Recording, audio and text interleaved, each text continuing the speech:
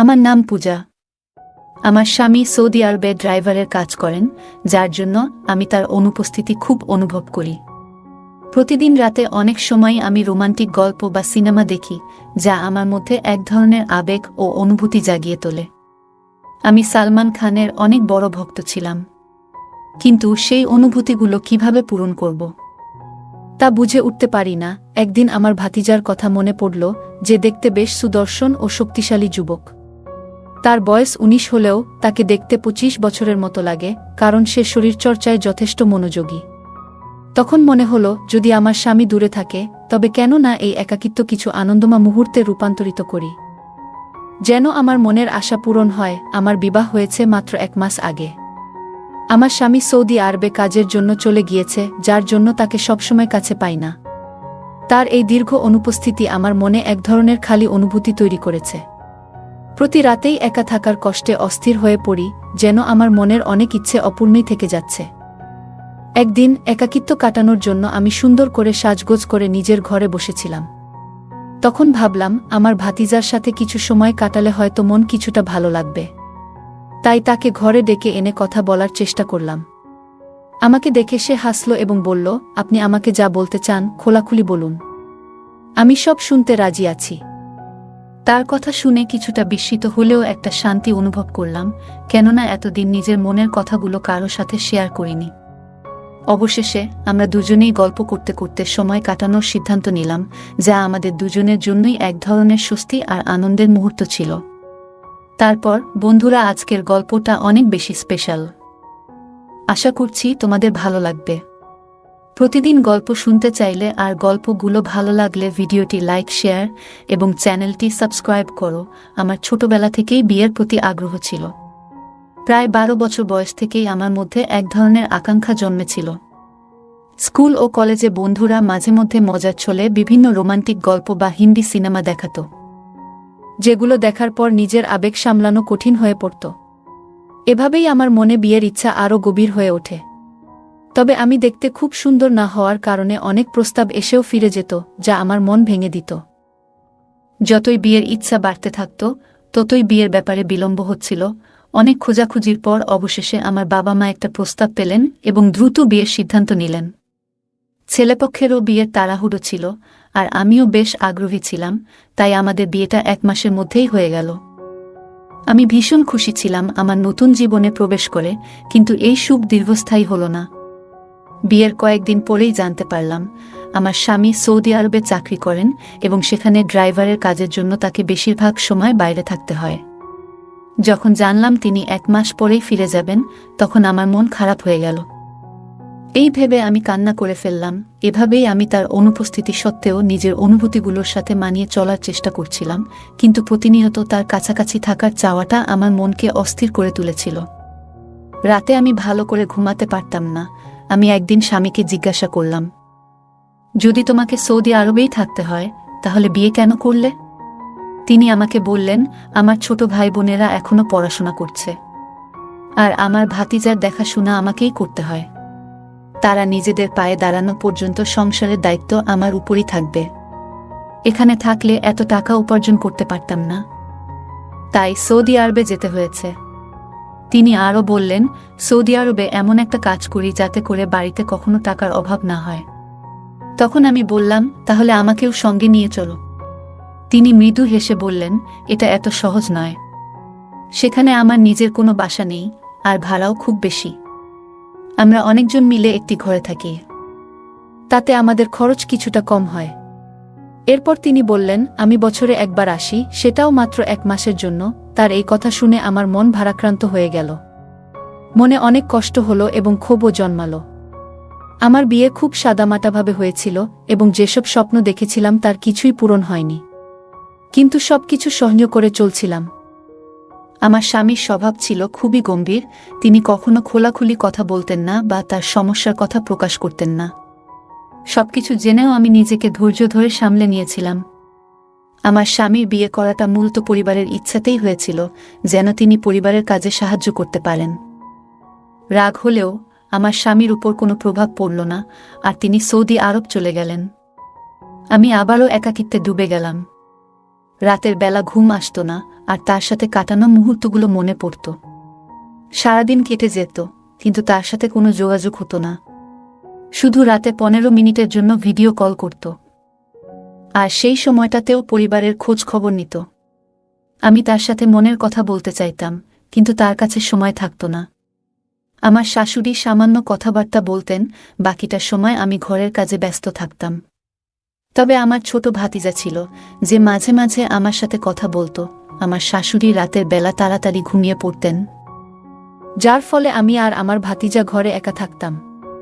আর আমার স্বামীর ছোট ভাই বোনেরা বাইরে পড়াশোনা করত। আমরা প্রায় রাতের খাবার একসাথে খেতাম। আমার ভাতিজা খুবই হাসিখুশি একটি ছেলে, যে সারারাত তার বিশ্ববিদ্যালয়ের গল্প শোনাত, যদিও তার গল্পে আমার তেমন আগ্রহ ছিল না। এক রাতে আমি মোবাইলে হিন্দি সিনেমা দেখতে শুরু করলাম। সিনেমাটি ছিল বেশ সাহসী ধাঁচের, আর দেখতে দেখতে আমি গভীর চিন্তায় ডুবে গেলাম। পরের দিন সকালে যখন ঘুম থেকে উঠলাম, তখনও রাতের সেই সিনেমার কিছু দৃশ্য আমার মনে ঘুরছিল। আমি কিচেনে কিছু কাজ করলাম এবং দুপুরের খাবার তৈরি করলাম। কাজের সময়ও সেই দৃশ্যগুলো আমার মনে ঘুরছিল। আমি রান্নাঘরে বসে মনোযোগ দিয়ে সেই দৃশ্যগুলোর কথা ভাবছিলাম। হঠাৎ অনুভব করলাম কেউ যেন আমার পেছনে দাঁড়িয়ে আছে। আমি ঘুরে তাকাতেই দেখি আমার ভাতিজা সেখানে দাঁড়িয়ে আছে, এবং সে সেই ভিডিওটি দেখে ফেলেছে। তাকে দেখে আমি কিছুটা অবাক হয়ে গেলাম, কিন্তু সে স্বাভাবিকভাবে বলল, চাচি, যদি খাবার তৈরি হয়ে থাকে তাহলে রুটি বানিয়ে দিন। আমি তাড়াতাড়ি মোবাইলটি বন্ধ করে রুটি বানাতে শুরু করলাম। তবে তারপর থেকে লক্ষ্য করলাম আমার প্রতি ভাতিজার আচরণ কিছুটা পরিবর্তিত হয়েছে। আগে সে আমার ঘরে আসতো না, কিন্তু এখন প্রায় আসতে শুরু করল। একদিন বলল, আজ বিকেলের চা সে আমার ঘরেই খাবে, কারণ লাউঞ্জে শীত বেশি। শীতকালে আমার শাশুড়ির অভ্যাস ছিল যে তিনি বেশিরভাগ সময় নিজের ঘরেই থাকতেন এবং সেখানেই খাবার নিয়ে যেতেন। শাশুড়িকে খাবার দিয়ে এসে দেখি আমার ঘরে আমার মোবাইলটি সে দেখছে। আমার মোবাইলের সমস্ত ব্রাউজিং হিস্টোরি দেখে ফেলেছে এবং জানতেও পেরেছে যে আমি কী ধরনের ভিডিও দেখতাম। তার এই আচরণে আমি খুবই অবাক হলাম। সে কে যে আমার মোবাইল চেক করবে? আমি চায়ের ট্রেটা বিছানার উপর রাখলাম এবং নিজের মোবাইলটি ভাতিজায়ের হাত থেকে নিয়ে পাশে রেখে দিলাম।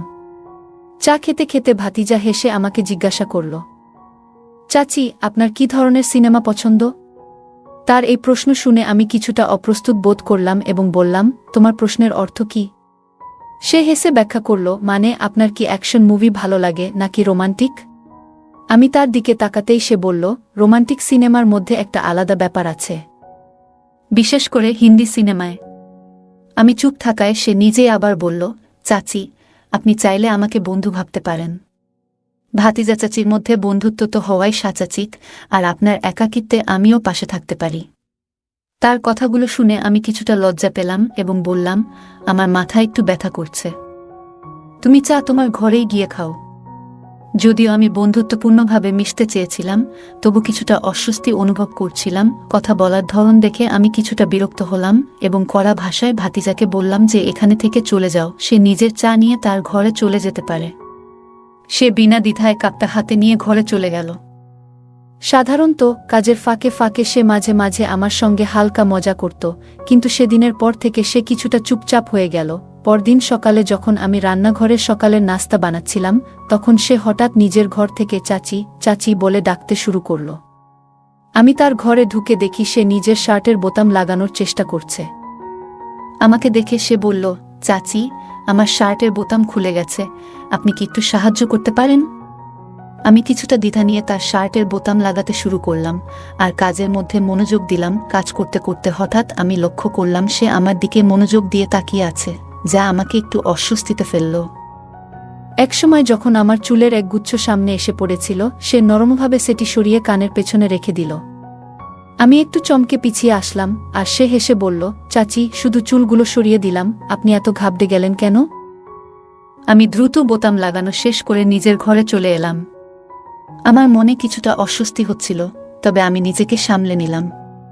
আমি অনুভব করছিলাম যেন ভাতিজা আমার কাছাকাছি আসার চেষ্টা করছে, আর এই কারণেই আমি একটু দূরত্ব বজায় রাখতে চেষ্টা করছিলাম।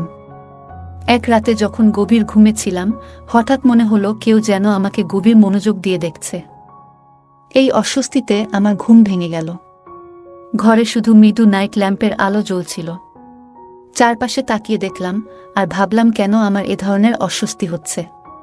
তারপর আমার দৃষ্টি ঘরের জানালার দিকে গেল, যা সাধারণত বন্ধ থাকে, কিন্তু আজ খোলা ছিল। আমি একটু অবাক হয়ে গেলাম, কারণ আমি সাধারণত জানালাটি খুলি না। জানালাটি বন্ধ করতে উঠতেই মনে হলো হয়তো কেউ ভাতিজার ঘরে ঢুকেছে, যা দেখে আমার মনে এক ধরনের অজানা ভয় তৈরি হলো। নিশ্চিতভাবেই ভাতিজাই হবে, যদিও আমি তাকে দেখিনি। তখন আমি আমার ঘর থেকে বেরিয়ে শাশুড়ির ঘরে গেলাম, তাদের পাশে গিয়ে শুয়ে পড়লাম। তবে তারা এত জোরে নাক ডাকছিলেন যে সেখানে আর থাকতে পারলাম না এবং বাধ্য হয়ে নিজের ঘরে ফিরে এলাম। সকালে নাস্তার সময় ভাতিজা আমাকে বারবার লক্ষ্য করছিল। তারপর সে বলল, চাচি, আপনাকে তো চাচার কথা অনেক মনে পড়ে নিশ্চয়ই? আমি বললাম, হ্যাঁ, অবশ্যই অনেক মনে পড়ে। তখন সে বলল, তাহলে নিশ্চয়ই রাতের বেলা অনেক সময় ঘুম আসে না আপনার? আমার ভাতিজা একদিন এমন কথা বলল যে, চাচাকে তো আপনি অনেক মিস করেন, তাই না? তাহলে ঘুমানো নিশ্চয়ই কষ্টকর হয়। তার এই কথায় আমি বেশ বিরক্ত হয়ে গেলাম। আমি তাকে কঠোরভাবে বললাম, তুমি আজকাল খুব বেশি কথা বলছো, এভাবে কথা বলা বন্ধ করো। আমার কথা শুনে সে চুপচাপ সরে গেল। পরের রাতে দেখি আমার ঘরের জানালা অদ্ভুতভাবে খোলা, আর জানালার কাছে ভাতিজাকে দাঁড়িয়ে থাকতে দেখি। এটা দেখে আমার খুব খারাপ লাগলো। পরের দিন তাকে জিজ্ঞাসা করলাম, তুমি আমার ঘরের জানালার কাছে কেন এসেছিলে? সে মৃদু হেসে বলল, চাচি, আপনাকে ঘুমাতে দেখে খুব ভালো লাগছিল। তার এই কথা শুনে আমার খুব রাগ হলো এবং বললাম, এবার থেকে এমন কিছু করলে তোমার চাচাকে জানাবো। সে আমার কথা শুনে একটু বিরক্ত হয়ে চলে গেল। পরের রাতে যখন আমি ঘুমাচ্ছিলাম, হঠাৎ মনে হলো কেউ আমার ঘরে আছে। চোখ খুলে দেখি ভাতিজা আমার ঘরে খুব কাছাকাছি দাঁড়িয়ে আছে। ভয়ে ও বিস্ময়ে আমি তাকে বললাম, তুমি আমার ঘরে কি করছো? সে বলল, ঘরের দরজা খোলা ছিল তাই ঢুকে পড়লাম। আসলে চাচা যখন এখানে নেই, তাই আপনার খেয়াল রাখতে ইচ্ছে হয় আমার। এই কথা শুনে আমি তাকে আরও সতর্ক করে বললাম যে এই ধরনের আচরণ আর কখনো যেন না করে এবং তার সীমার মধ্যে থাকে। সে আমার কথা শুনে ঘর থেকে চলে গেল। এরপর থেকে আমি সবসময় সতর্ক থাকি এবং তাকে তার নিজের জায়গায় থাকতে বুঝিয়ে দিয়েছি। তারপরের দিন রাতে আমি যখন ঘুমাচ্ছিলাম, আবার হঠাৎ মনে হলো আমার ঘরে কেউ এসেছে। চোখ খুলে দেখি আমার ভাতিজা। সে আমাকে বিভিন্ন কথা বলতে থাকলো। সে বলল, বিষয়টা এত সহজ ছিল না চাচি। তার আচরণ ও মিষ্টি কথাগুলো যেন আমাকে অসহায় করে দিয়েছিল। এর আগে আমি কিছু বুঝে ওঠার আগেই সে আমাকে এক অদ্ভুত জালে জড়িয়ে ফেলেছিল। হঠাৎ সে আমার মুখে হাত রেখে বলল, কেউ যদি দরজা দিয়ে চলে আসে? তুমি যে দরজা খোলা রেখেছ, সেটা কি আমার জন্য? তার কথা শুনে আমি বিস্মিত হয়ে ভাবছিলাম, কখনো তো এমন অনুভূতি আমার মধ্যে আসেনি। আমি তাকে সবসময় নিজের সন্তানের মতোই ভেবেছিলাম। তবে সত্যটা হলো, সে যেন এক প্রজ্বলিত আগুনের মতো এবং এই আগুন থেকে দূরে থাকাই ভালো, কিন্তু আমি পারলাম না। এই ঘটনা আমার জীবনে এক অস্থিরতা এনে দিল। আমি অশ্রু মুছতে মুছতে তাকে বললাম, তুমি যা করেছ তা ঠিক হয়নি। আমি এই ব্যাপারে আল্লাহর কাছে প্রার্থনা করব যেন তিনি তোমাকে শাস্তি দেন। সে বলল, তুমি যেসব সিনেমা এবং গল্প দেখো, সেগুলো কি? চাচি যান, তোমার চোখেও তো ওসব চলতে থাকে, বলেই সে চলে গেল। আমি কখনো চাইনি যে এরকম কিছু আমার সাথে হবে। পরের দিন আমি কোনো কিছু না বলে মায়ের বাড়ি চলে গেলাম। মনে মনে ভেবেছিলাম, আমি কি আমার স্বামীকে সবকিছু জানাবো? আমি এতদিন এই কথা কাউকে বলিনি। কিন্তু পরের দিন আমার একজন বন্ধুর সঙ্গে দেখা হলে আমি তাকে পুরো বিষয়টি খুলে বললাম। তিনি বললেন, তোমার শুরু থেকেই তুমি তোমার ভাতিজায়ের প্রতি খুব বেশি খোলামেলা ছিলে। আর যদি তুমি এই ঘটনা তোমার স্বামীকে বলো, তাহলে সে তোমার কথা বিশ্বাস করবে না, বরং তোমাকে খারাপ মানুষ হিসেবে ধরে নিবে। তাই এটা এখানেই গোপন রাখো। এছাড়া সে আমাকে একটি পরামর্শ দিল যে আমি আমার স্বামীকে বলি আমাকে সৌদি আরবে ডেকে নিয়ে যেতে, যাতে আমি সেখানে তার সঙ্গে থাকতে পারি। আমি এই পরামর্শ গ্রহণ করলাম এবং আমার স্বামীকে বললাম যে যদি তিনি আমাকে সৌদি আরবে না নিয়ে যায় তবে আমি বিচ্ছেদের কথা ভাবতে বাধ্য হব। তিনি আমার অনুরোধ মেনে নিলেন এবং আমাকে সৌদি আরবে নিয়ে এলেন। সেখানে এসে আমি একটি স্কুলে শিক্ষকতার চাকরি পেলাম। আমি একটি ছোট ফ্ল্যাটও ভাড়া নিলাম এবং বাড়ির দিকে ফেরার পরিকল্পনা বাদ দিয়ে দিলাম। এই পরিবর্তনগুলো তখন ঘটছিল যখন আমি বুঝতে পারলাম আমার চিন্তাভাবনাগুলো পবিত্র হয়ে যাচ্ছে এবং আমি বেঠিক পথের দিকে যাচ্ছি। তাই আমি মোবাইল থেকে সব অচিত ভিডিও ও সিনেমা মুছে ফেললাম। সময় চলতে লাগলো এবং আমার ভাতিজার বিয়ের সময় আসতে শুরু করলো। যখন আমার স্বামী বাড়ি যাওয়ার সময় আমি বললাম, আমি আপনার সাথে যেতে পারবো না, আমি এখানেই থাকব এবং অপেক্ষা করব। আমার স্বামী একা বাড়িতে চলে গেলেন, কিন্তু তিনি সেখানে মাত্র 1 সপ্তাহ কাটিয়ে দ্রুত ফিরে এলেন। ফিরে এসে তিনি বললেন, আমি তোমাকে খুব মিস করেছি, তাই ফিরে আসতে বাধ্য হলাম। 6 মাস পর আমরা জানতে পারলাম যে আমার ভাতিজার স্ত্রী আরেকজনের সাথে ধরা পড়েছে।